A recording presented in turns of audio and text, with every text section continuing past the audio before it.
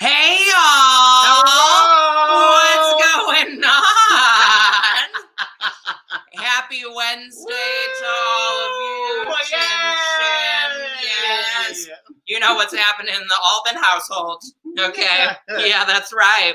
That's right. And don't forget, all throughout this, sorry, my phone's on. Hold on. Men, you know what I mean? all throughout this, if you want to comment or have questions, write them in the comments. We are scanning those comments, so please engage with us throughout this interview. Yeah, we want to hear from you, so get those fingers and thumbs ready, okay? We're here today, Intermission Interview, with our guest star, Lisa Blodgett. Now, folks, for those of you who don't know, Lisa is an amazing talent who has worked across South Bend. She's a South Bend native, hysterical and glamorous, and it's a privilege to be working with her this week. Both of her videos went up earlier this week for ShowTunes Sunday at 4 p.m. Eastern Standard Time, and we're throwing a weekly fundraiser for her, which goes up until this coming Sunday at noon, okay? So we're gonna bring her to the studio now, everybody.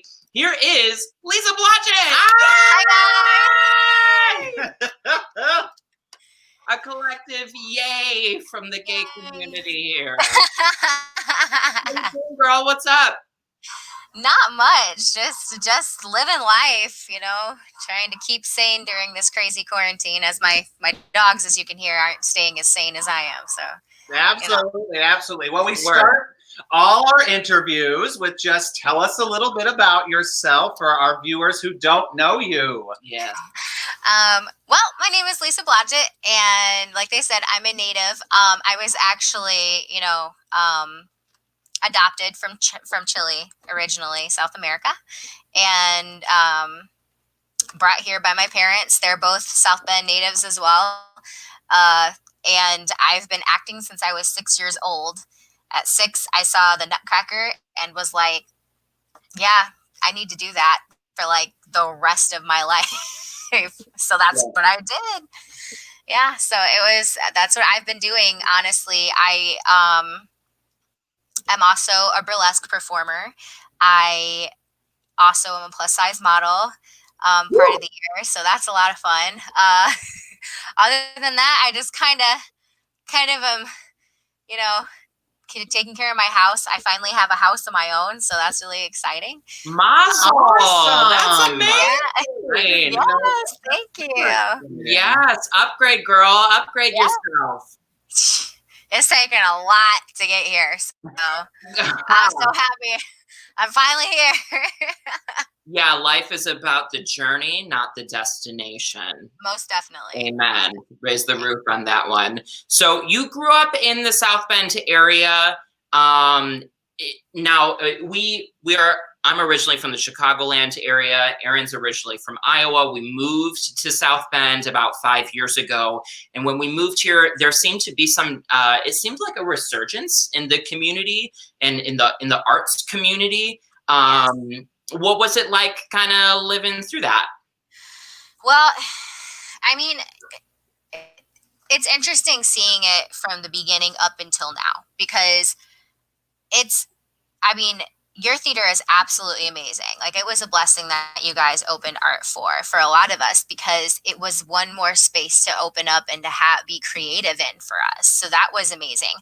But before everybody came here and started, to actually appreciate the arts that they had around them and see the value in them. My mom taught sculpture and 3D design and bronze casting, all of it at IUSB. So I grew up in college, going to college with my mom while she would teach. And I grew up in the arts community that was very prevalent in what was going on in my life. And you would always have to send out if you were a visual artist. I know for the visual artist, it was always, you had to send out. You had to go to like Chicago or Fort Wayne or Cincinnati, Ohio, or Indianapolis, especially, to get some stuff done, or even Elkhart, the Midwest Museum of Arts. You would have to go there. So it was hard to get into the Century Center. As for acting, it was South Bend Civic here. They've always been here way back when they had the Firehouse. Yeah. So, you know, that was really helpful. There were some other theaters that when I became a teenager, like 13-ish, Clay Church started a musical mission tour. Oh, sure. And Yeah, that was on still very strong. It is. It's still going strong. It still caters to a bunch of high school age kids. It does amazing work for the community, and the outreach is amazing. And it teaches you not only what theater is, but it lets you know how that family forms, and then what you can do to give back, and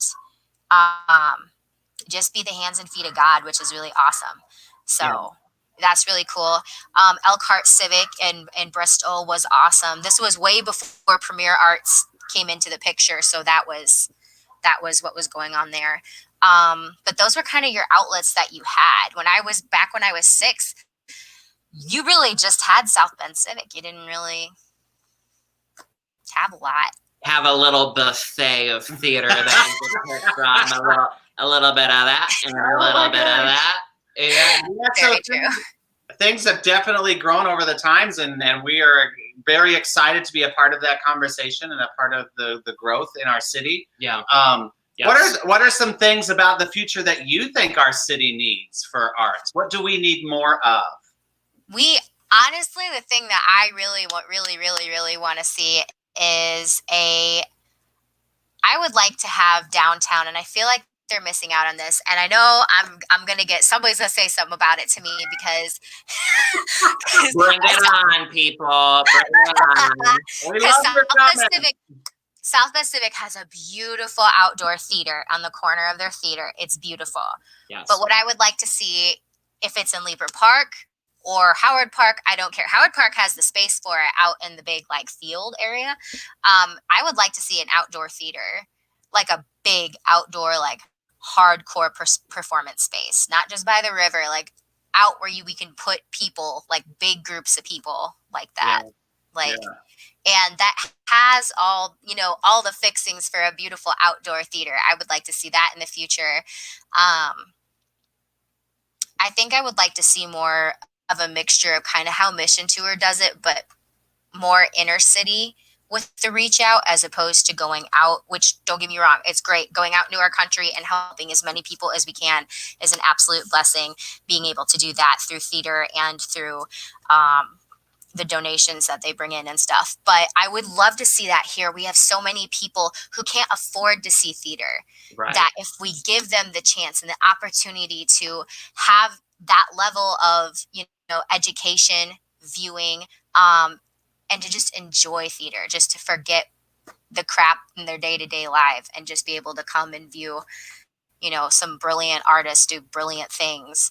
Yeah. That would be amazing. It changes people. I've seen it. It's awesome. And then to have an outreach with that caters more to the community, bring those donations in, go and meet the community, talk to the community, Yeah.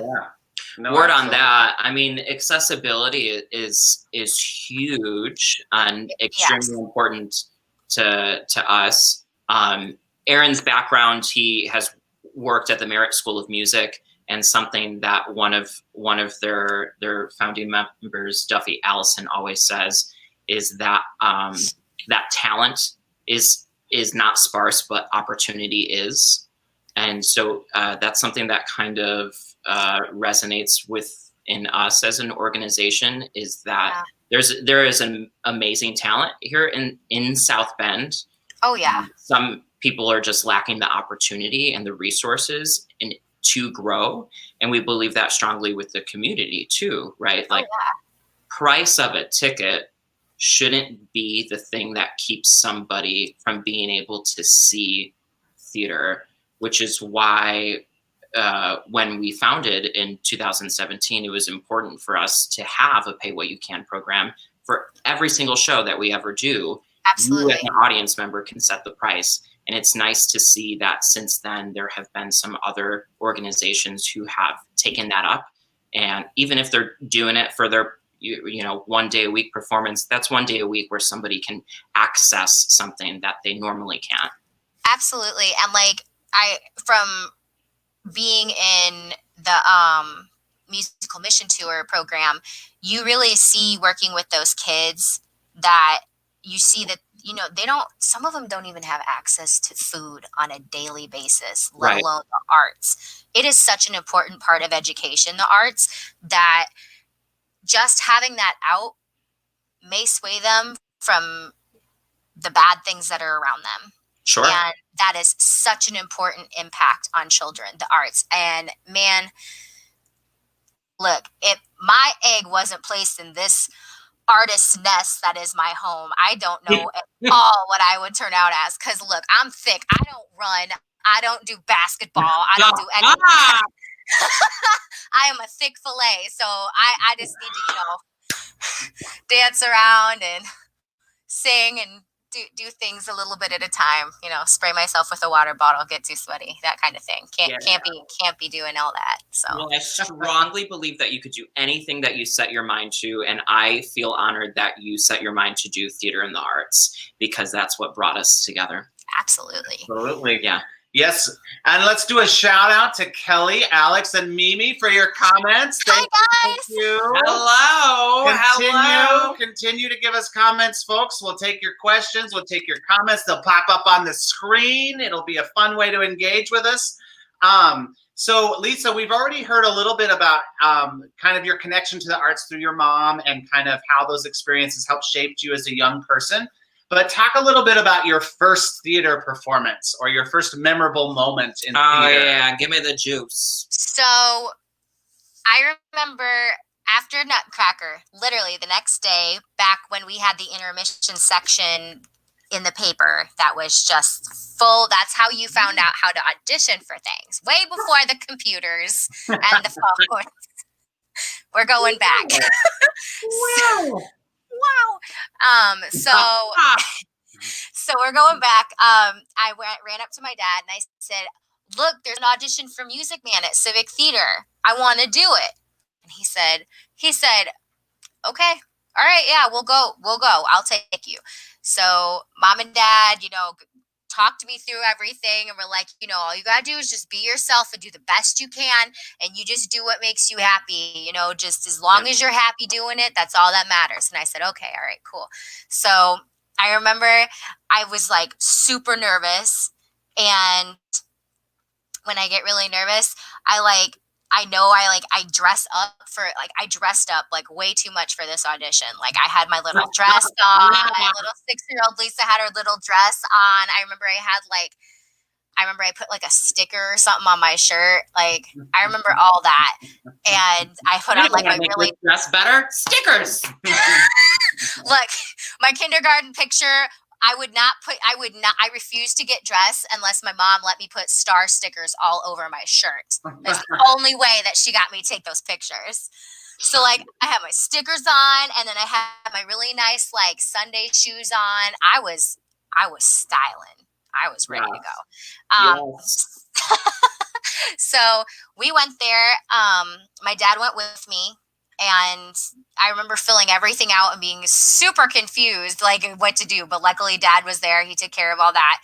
And then I remember they called everybody up. And as soon as I got up there, I didn't feel nervous at all. I was way too excited to be nervous. I was just stupidly happy. So I went up there and I did my thing, sang and danced, and I got in, and it was my first show. It was back when South Bend Civic Theater had all their big shows in the summertime at the Morris. So it would run, you would do a 4-show weekend.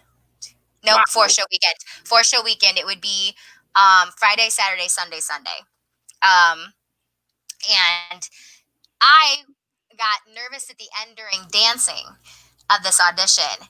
And I remember I fell over twice, but I got back up. I did. I really did. Like, if you know me, you know my balance isn't the best. Like, little 6-year-old chubby Lisa up there in her dress. And I moved once and I just fell over. It was like cow tipping. I just just right over. That's all I did. Like, just fell over. Oh my I'm God. sorry, but the thing that came to mind when you first said that you fell twice, my thought was that is on brand for you. It is. It still is. That's Lisa. Oh my gosh. And speaking of falling, I fell yesterday. Oh. Oh no. It was awful. I wasn't there, but it was awful. I was running and I tripped on the sidewalk and totally face planted on the sidewalk. So I'm trying to like not show this eye, but it's I have a black eye and everything. Oh, it's okay. I just got that from, like, you can't see it anymore, but like there's still a bump up here that's like the size of a quarter, and it hasn't gone away. So I think I'm just gonna name it Ernie and keep it. I'm done. Yeah, for y'all who don't know, Lisa had a little oopsie doopsie a few weeks ago. I did. Walking into the grocery store, scared the bejesus out of a lot of us. We're glad that you're okay, though. You're doing fine now. I'm doing all right. I have to go get physical therapy for my knee because I'm walking kind of with a limp right now. So, but I know. I'm sorry. That's awful. That sounds That's okay. awful. That's been everybody's reaction, and that was even my reaction. I laugh about it. You're fine. So I think it's interesting. I didn't know that the first show that you did at the Civic was The Music Man. And that's how we met. I mean, not that production, but a few years later. Did David Case direct both of them? No. Okay, so here's the fun fact. Speaking of things that would be on brand for someone, David Case directing the same show over and over again would be on brand for him. Actually, how this all started. So halfway through the show, okay, by halfway I mean like probably more like a week or two into the show, one of the guys quit, and our director said, well, we need somebody to audition because we have to have another guy, another train man, number 4. And I said, my dad will do it. And Dad and I started auditioning together. So when I was little, Dad would do shows with me. That's amazing. It is. It's honestly some of my favorite memories. We did, I think, 4 or 5 shows together until I finally had enough courage to like go and audition. I remember my first on my own thing was Treasure Island with Jewel Copenhaver at the Firehouse. Cool. I think I was like 7 or 8. But yeah, David Case actually was I can't think of his name, the Shapoopy guy in that one. Marcellus, yeah, he was Marcellus in the Shapoopy guy. You know, that non-named character who sings the Shapoopy song. Oh my God. No, it's really bad though because I played Ethel Toffelmeyer, so I should totally remember this, but I don't. Because every time I think of this show, my brain instantly goes to Family Guy. So yes, I'm like, oh, it's the Shapoopy guy because it's definitely not Peter. Yeah, the Shapoopy guy, Peter Griffin. So what was it like? So you did the show at the Firehouse and then you did it at the newer theater here downtown. What was it like to just kind of have those parallel experiences? And then you were obviously around for the growth of the theater, moving from the Firehouse to where they're at right now here in the heart of South Bend. What was it? What was that transition like as somebody who frequently volunteered their time there? So my first show at the Firehouse, like I said, was Treasure Island, which was awesome. Beautiful experience. The Firehouse is an odd one because... You're selling me. I felt the audience lean in on that.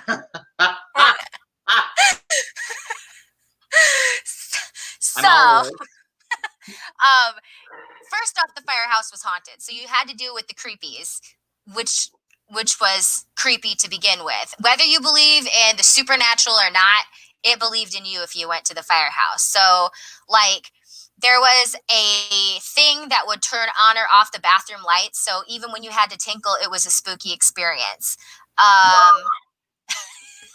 For real. I got the lights shut off on me 3 times in my whole time that I was there. And every single time it scared the pee right out of me.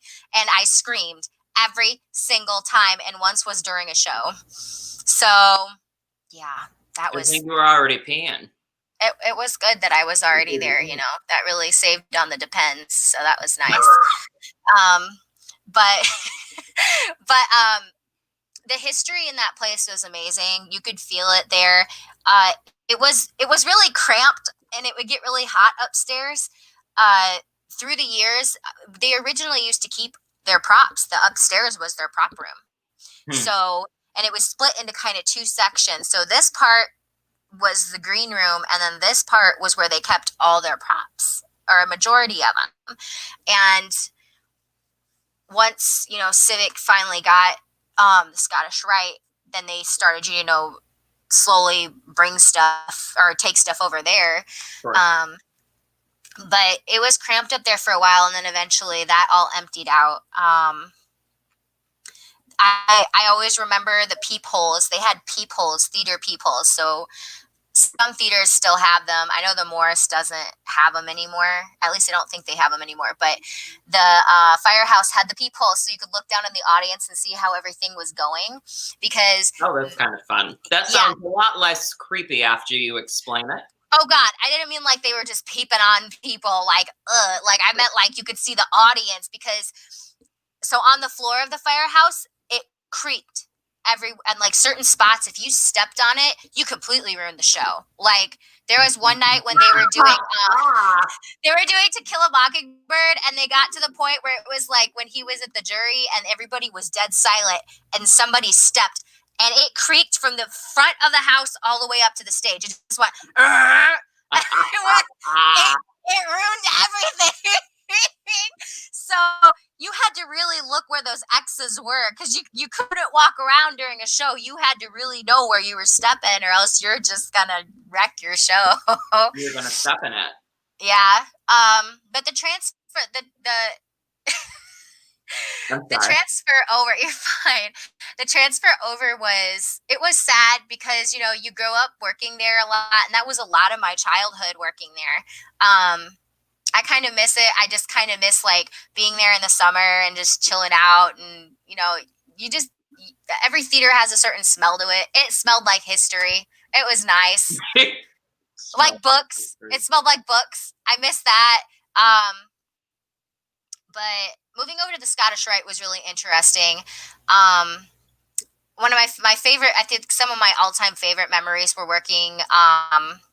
So when I'm not actually doing acting, because I like all the aspects of the theater, I was helping Seyhan's mother, Johnny Click, from time to time in the costume room, the costume shop. And man, seriously, you could not have found somebody with a bigger heart than Johnny Click. She was an amazing woman. She did costuming for Civic for, I don't know how long exactly, but she was there through everything. She was there when I started, when I was 6, and I know she was there before that. So, but she was one of the nicest people. I know that now downstairs in South Bend Civic, if you go through through the costume shop hallway, they have a plaque up for Johnny. And oh, cool. Yeah, so that's really neat. But when we first moved over there, David Jasinski was still there, and a lot of the older original, you know, founders of what South Bend Civic is, you know, today were there. And I grew up with a lot of them, between going to the Morris and going to the Firehouse. And it was just a blast, because you make so many families with every show you do, but like, that changeover, that was kind of bittersweet, because a lot of people were either aged out, or they moved, or life just took them in a different direction. So that was kind of sad to see, but it's beautiful to see what the theater has blossomed into since. So totally. And there's Derek. Hello, Thank you, Derek. Yes. Yes. Totally. It sounds like you know a lot of these, I don't know, I don't know how I say this, but people who are institutionally foundational to our arts community here in South Bend, or what we know of it today. And you also live with another artist at home. Your dad's a visual artist. What's that like to be living with another creative mind? It's awesome. Yeah. It's awesome. I'm actually sitting in his room right here. You can actually see his, okay, I got to figure out which finger is which. Okay. You can see his board right there. That's actually his caricature table right there. Oh, cool. And his paints are all behind me and his boards are everywhere. Yeah, it's awesome.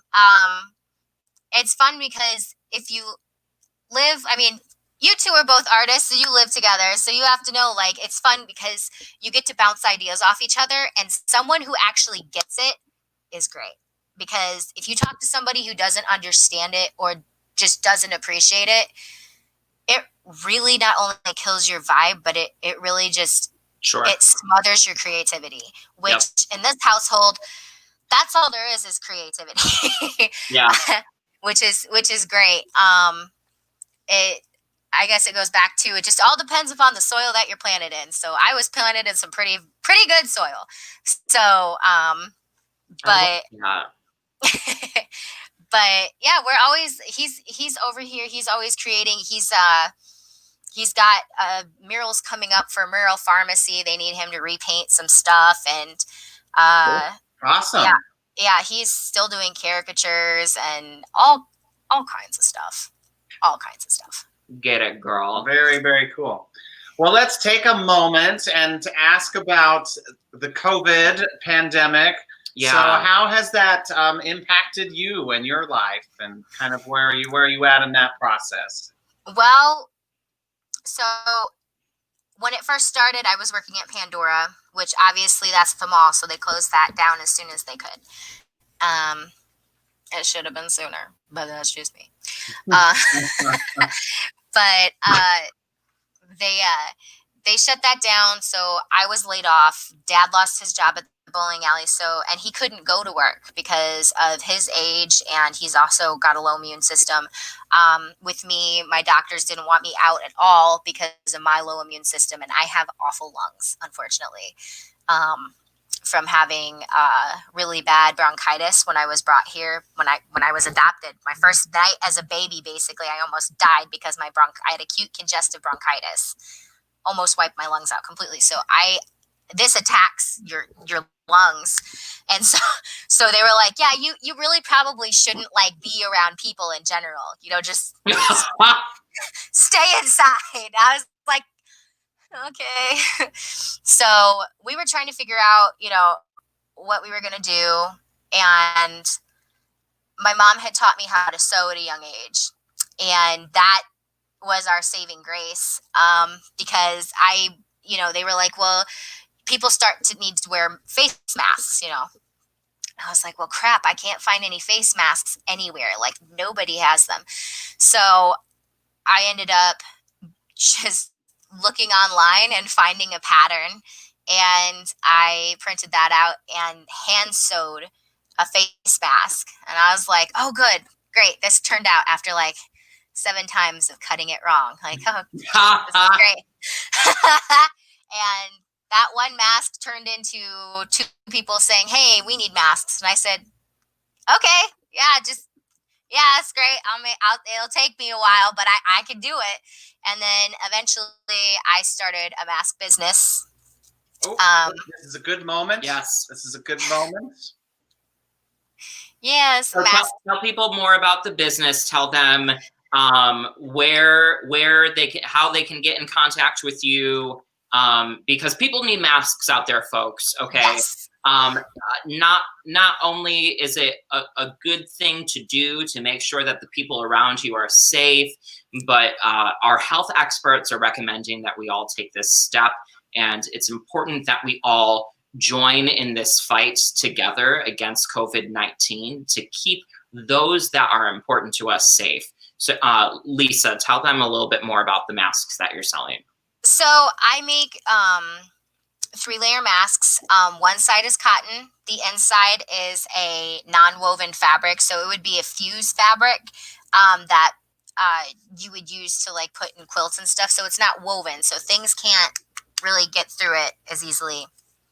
And then the other side is cotton, and it's 3 layers, so you have decent protection over your face. And then I can make either ear looped ones or I can make tie ones. We just donated, I think it was 24 masks to South Bend Clinic. They all got tie masks, and then we donated another 18 to one of my friends, Christian Martinez. His family, they work, I think, at a retirement home, and their nurses needed help too. So if you are, and I want to make this really clear, I charge $10 per mask if you're just like me and you sit at home and you just go out and go to the grocery store. If you are a nurse, a doctor, a firefighter, a police officer, or an EMT, your masks are free. I don't charge any of those for masks at all. And like I said, we did a 24 mask donation to, all those nurses there. I actually have to make them another round of 24 masks because they're like, they cannot get the masks that they've ordered online here in time at all. So really, truly, if you make masks, please reach out to your local like nursing homes or clinics and stuff like that, because they're really hurting. They really need the help. If you want to reach out and if you need a mask, you can go to Mask by Lisa on Facebook and shoot me a message. And on the screen for you right now, folks. It's over there. I am really bad at figuring out my directions. This is hurting my dyslexia. Yeah. It's a little confusing because it's like mirrored and stuff. I get it. It's totally like not intuitive. It's all good though. I'll get there eventually. But feel free to reach out there. If you have my number, just go ahead and text me. Or if you know somebody who's one of my friends, you can definitely ask them and reach out and just make sure that you just let me know what your needs are. Yeah, absolutely. Please do so. If you don't have a mask, if you do have the resources right now to help people, and people, especially our emergency responders or our first responders that Lisa just mentioned, please consider donating today. Absolutely. We've taken a lot of donations for masks, and it's gone to exactly that. Yeah, it takes a village, everybody. Support the people who are trying to support others, please. So visit Masks by Lisa on Facebook. Contact her today. Don't put it off. Don't do it. Let's talk a little bit about ShowTunes Sunday and the work that you did, because you look glamorous. Share with everybody a little bit about the process, how you picked your songs, everything like that. So I originally, like I said to you guys, I was like, oh yeah, let's do Hairspray. Good Morning Baltimore. Good Morning Baltimore. Yep. Yeah. Because I was so used to singing that. Well, eventually I kept on singing it, and everybody knows, as for an actor or an artist in general, you're your own worst critic. I kept on hearing myself, and I was like, oh God, you can't, no, people are going to bleed from the ears. Like, you can't let this happen. So I eventually, I was sitting there. When I get frustrated with one song, I have to hop on to another song. Yeah, word. It's just how it works. So I went ahead and I was like, I'll just sing Notice Me Horton, because I know that song, and it's one of my favorite songs from one of my favorite shows. And I sang it, and I was like, this would be really fun to do. And without a second thought, I was like, oh my God, Jacksontown. Oh my God, I could ask Jack if he would be, but oh my God, because way back when Lisa was younger and Jack was only 4 feet high and not 2 stories tall.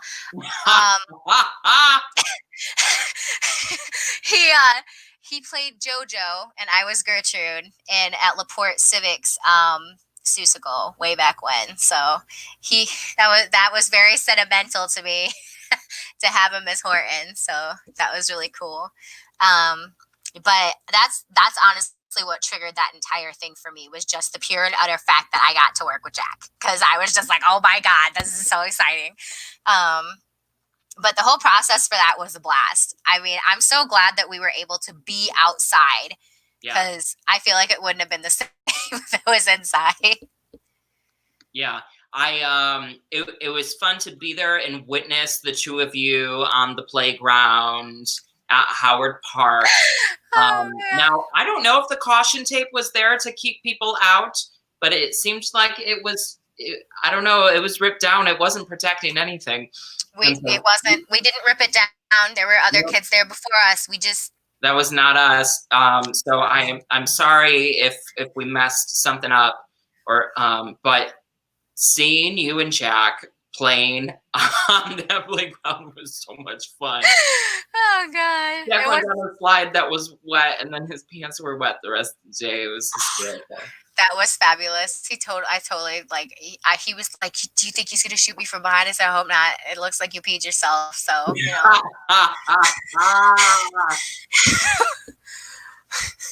But yeah, that was a blast. I had a great time with that one, even though my wig was rickety. Girl, she had to go. I had to put her down after that. She had to go away. She was rough. She was rough. You were looking cute in the video. I try. As for Part of Your World, I love Disney, as you know. So Part of Your World was an instant thought. I love that song, and just the fact that I got to dress up as a mermaid, was super exciting. And that was just a blast. Not to mention the fact that we got to film next to the fountain, which was way prettier. Because I hadn't been next to the fountain until that day when we actually recorded. Same. So that was my first day, and that's just beautiful. And speaking of Disney, we are we're at time for our game. And so today's game for all of you folks is called Who Wore the Crown? We're going to be providing some clues, some riddles for Lisa, and she's going to be guessing what Disney princess are we talking about. Now, I know that you're a big Disney fan. I am. For those of you who are watching at home, please type in the comments who you think we're talking about. Okay. And we're gonna kick it off with this first one. This insecure nerd is the whole package. Smart, kind, and pretty. Her hairy mess of a partner probably isn't good enough for her. At least that's what the town folks think. That's gotta be Belle. Yes! Yes! I love it. You want to read that one? The girl who has some super strict parents. She always has a crazy curfew and even has to clean the house on the weekends. Cinderella, that girl got no respect. God. Yeah. I mean, what's with that stepmom? Get the mouse to do something. For real. Oh, good. Yeah. Ooh, Kelly's guessing. Thank Kelly, you. Kelly. Yay, you got the first one right. Winner, winner, chicken dinner. Speaking of winners, this princess is the winner of the worst first date ever. It's always a one-sided conversation, and she doesn't know how to use the utensils. Ariel. Yes, ma'am. You connected with her on a spiritual level. For those of you who saw Lisa's ShowTunes Sunday videos, she was wearing the dingle hoppers in her hair. They were in my buns. Yes. Okay, not sure what's up with this princess, but she's probably stoned. Mark obviously wrote these. What else would she be doing all by herself, barefoot in the tallest tower in town? Rapunzel. That's right. 7 a.m. the usual morning lineup. Oh, Kelly, you are. She got the second one. She got the second one too. Yay! Yeah, get it. Callie, Callie, Callie. Okay. Next one. Ha ha ha. It's Oh, whoa. Hold your horses. It's easy to be picky when you're daddy's little princess. This girl has it all. Step aside, Carol Baskin. Wow, we threw Carol. Yeah, we did. That made me happy. Jasmine. Yay! Do you trust me? Do you trust me? I mean, I guess. Let's see your carpet.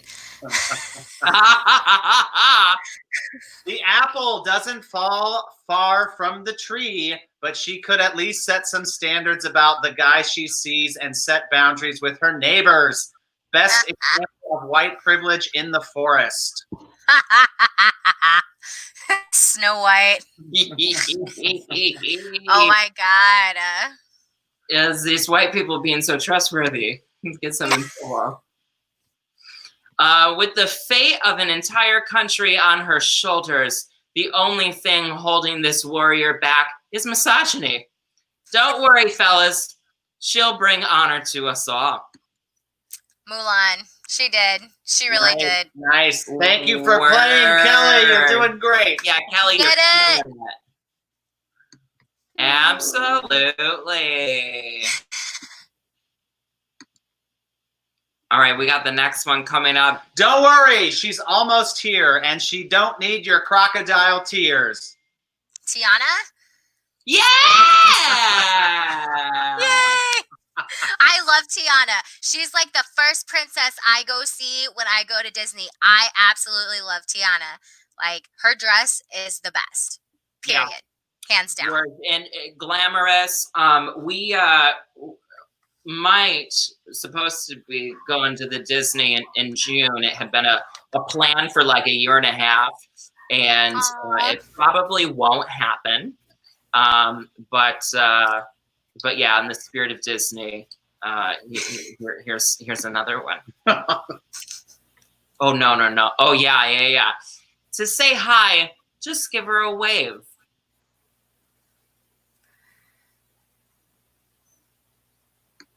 Pocahontas? Oh no, but that's not what I was thinking when I wrote this, but that's a very good guess. Oh God, no. Oh no, this is gonna look so bad. Disney's gonna laugh at me. Okay. Yeah, everyone is embarrassed now, Lisa. I figured.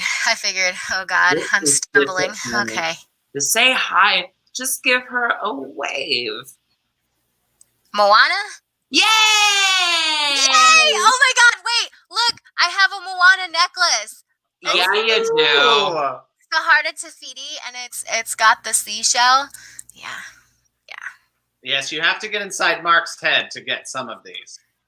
If I hadn't, never mind. So your clue is snow. Frozen? Yeah! What? I was literally really tempted to say white, but I already know. We were already there. Oh. I love it. Lisa, you did great. That was our final round. Yay! And my girlfriend, you got them all. And expert timing, too. Yay! Yeah, fantastic. Lisa, thank you so much for joining us today on Intermission Interview. It was a pleasure working with you this past week. Any closing remarks for our people at home? Honestly, quarantine has hit a lot of artists really hard. I know it's been a mentally taxing time. It's really hard to be creative when a lot of us are social animals, and I know it's been hard. Things are going to slowly start to open back up, but just know that you're not alone. And there's a lot of us that are struggling too. I struggle with it because I like to be social, and it's hard not to have a theater family. This is the time of year a lot of us have a theater family. But with that being said, know that you're not alone, and people who, have donated to the arts in the past, continue to donate to your local theaters and support your local artists, visual or performing. They need you right now way more than ever. And that's the best thing you can do. Yeah, absolutely. Lisa, thank you so much for joining us this evening. It was a pleasure talking with you. Thank you. Thank you, guys. Bye. Everyone, that was Lisa Blodgett, South Bend artist, an amazing woman. As we talked about, she is making masks right now. If you want to buy a mask from Lisa and support her cause, please visit Masks by Lisa on Facebook. You can also donate to Lisa's ShowTunes Sunday campaign, which is taking place through this next Sunday at noon. Visit art4sb.org/ ShowTunes Sunday. I got a little spittle there.